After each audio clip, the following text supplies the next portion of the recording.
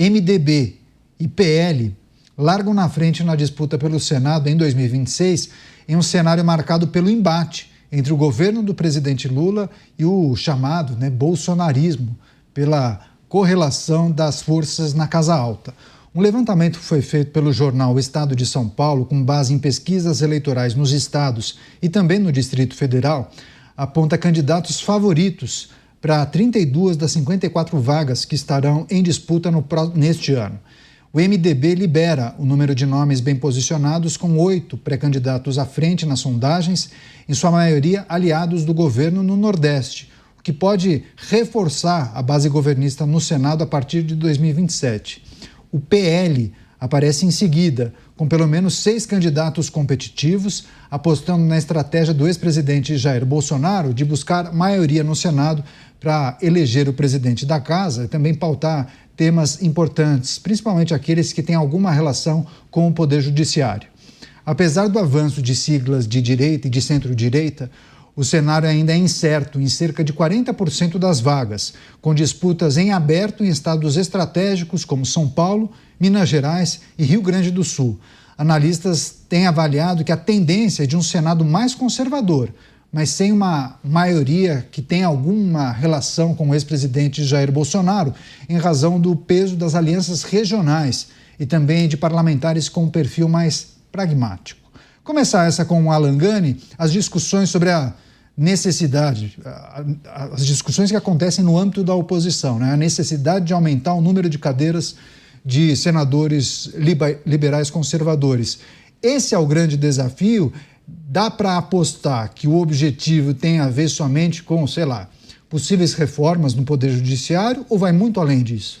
Não, eu vejo que basicamente a estratégia da direita, e aí o principal partido de direita hoje é o PL, seja mesmo fazer o máximo de senadores para enfrentar aí questões relacionadas ao Poder Judiciário, uma espécie aí de correção dessa democracia. Agora, evidentemente, Caniato, que não é uma tarefa simples, A eleição do Senado é uma eleição muito disputada e essa pesquisa preliminar já mostra essa dificuldade.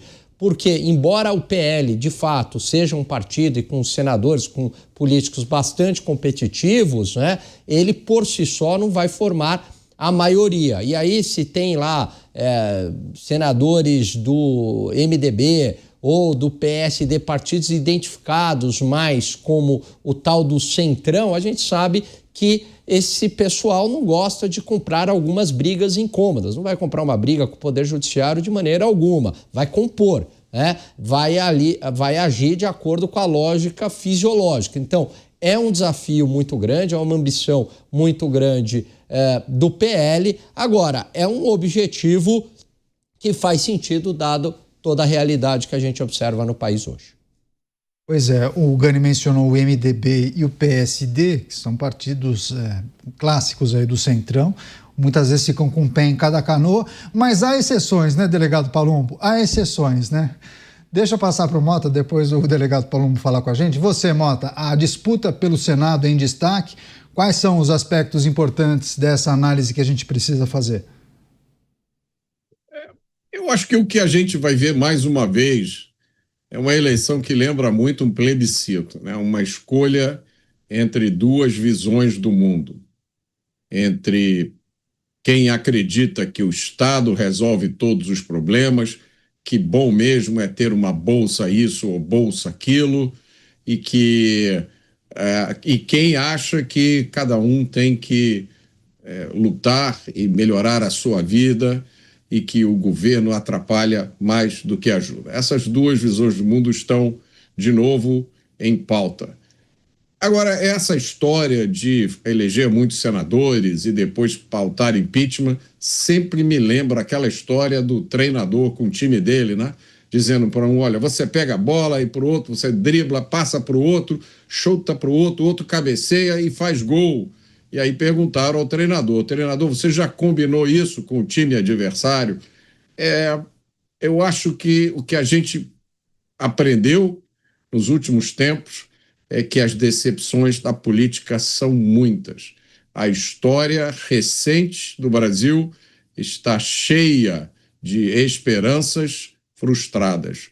E, sinceramente, eu não vejo nenhum motivo para achar que os próximos anos vão ser diferentes.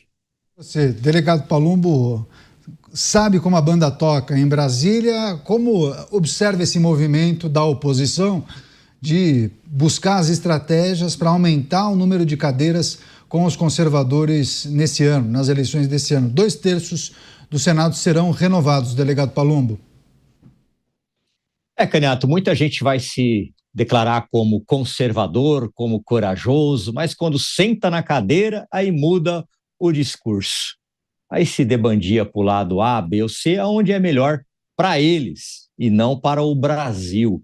Infelizmente, tem que votar naquele assunto das pessoas, né, do eleitor, não pesquisar o seu candidato, né, para ver se ele tem algum processo, para saber se ele está respondendo alguma coisa no Supremo Tribunal Federal, porque não adianta ficar falando, senta lá e não faz nada.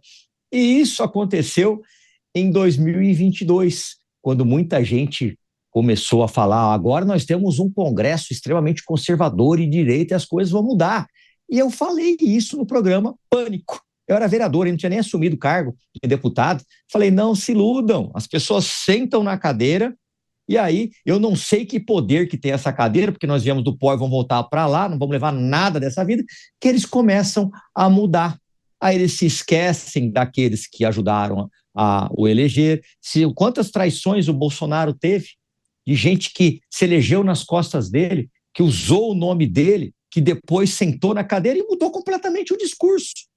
Não foi um ou dois, não, foram dezenas, entre eles deputado, senador e outros cargos de relevância. Então a traição é igual um mato na política, basta a pessoa sentar na cadeira, que aí a gente costuma dizer, né, tem um ditado popular que o poder revela as pessoas e acaba revelando mesmo, então que o eleitor possa pesquisar. Agora, quanto aos partidos de centrão, não esperem nada deles, eu posso falar porque até março estarei no MDB, se depender de mim já teria saído há muito tempo, mas não consegui sair, a gente é refém de partido. Não esperem nada, eles vão ver quem vai ganhar a eleição, e conforme ganham lá do A a B, tá um pé em cada canoa, como você mesmo falou, candidato, eles vão pular para o lado que é melhor para eles, não esperem absolutamente nada desses partidos de centrão, e infelizmente eles mandam no país, não é a direita ou a esquerda que manda no país, não, quem manda no país é o centrão, que decide, e falta parlamentares aí com vontade, com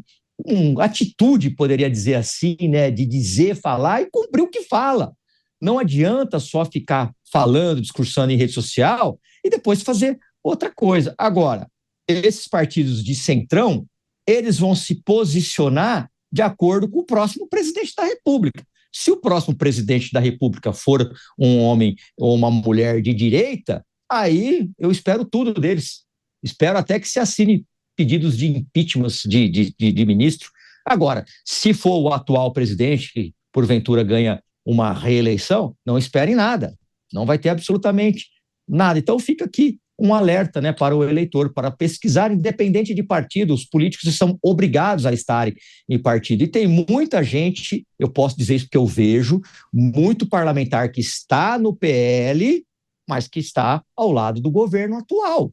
Alguns foram expulsos, mas é só pesquisar as votações deles, não se alinham com o perfil da direita. E agora, né, vai começar a guerra por causa da campanha eleitoral, pré-campanha, eles vão começar a falar que são conservadores pela família, pelo direito, pelos bons costumes. Sentou na cadeira, o discurso se apaga e eles vão votar de acordo com os interesses dele, principalmente no Senado, que é 8 anos de mandato. Então ele tem tempo na cabeça desse político, né? Ele pensa assim, não, daqui a pouco o povo esquece, não vão nem lembrar do que a gente está fazendo agora. E, infelizmente, esses políticos que pensam assim têm razão, candidato. Esse é um ponto importante, né, Gani? Eu me lembro que na atual legislatura na Câmara Federal, nós aqui na programação da Jovem Pan, os nossos analistas faziam uma reflexão sobre o chamado Congresso mais conservador da história, mas especialmente fazendo um recorte da Câmara dos Deputados, e projetavam que essa Câmara conseguiria avançar com uma porção de projetos, enfim. Estamos encerrando, pelo menos entramos no último ano dessa legislatura com um sentimento, pelo menos para alguns, observando um sentimento de frustração. O que garante que colocar 2/3 conservadores no Senado Federal, o que garante que aquelas pautas que muitos defendem serão colocadas em votação e serão aprovadas, por exemplo? Não tem garantia nenhuma, né? Até porque o pensador intelectual, talvez um dos maiores aí do século XX, que foi o Thomas Sowell, ainda vivo, claro, ele diz o seguinte, né? A maioria dos políticos está preocupada em resolver o problema deles, né? E não necessariamente os problemas da sociedade. E aí, essa ducha de água fria, porque muitas vezes a gente viu um Congresso muito omisso, mas não omisso para tratar de emendas parlamentares. Aí, né, é gatinho para enfrentar questões relevantes para a sociedade, poder judiciário, mas aí é tigrão para brigar por emendas parlamentares. E se a gente voltar, né, por exemplo, mesmo no ano ali de 2019, se eu não me engano, havia uma grande euforia, tanto com Davi Alcolumbre, tanto com o senador Rodrigo Pacheco, de que seria um presidente do Senado, né, ambos ali mais rompendo com o fisiologismo, mais arrojados, mais modernos, etc. E o que a gente observou, muitas vezes, foi até uma ingenuidade por parte da direita, acreditando que eles seriam ali, de fato, uma oposição, e muitas vezes eles compuseram com o governo, né? Então, a gente tem que parar um pouco com esse romantismo, com essa ingenuidade, né? E, enfim, e fazer a lição de casa aí que o Palumbo falou, né? Escolher muito bem quem que você vai votar, mas a gente sabe que muitas vezes o voto é por identificação, é de improviso, como o Mota bem colocou, e o resultado está aí. A eleição no Congresso Nacional, ela é fundamental, porque é o Congresso Nacional que vai determinar as principais pautas econômicas, de segurança pública do país e que também, eventualmente, pode fazer um enfrentamento ao Poder Judiciário.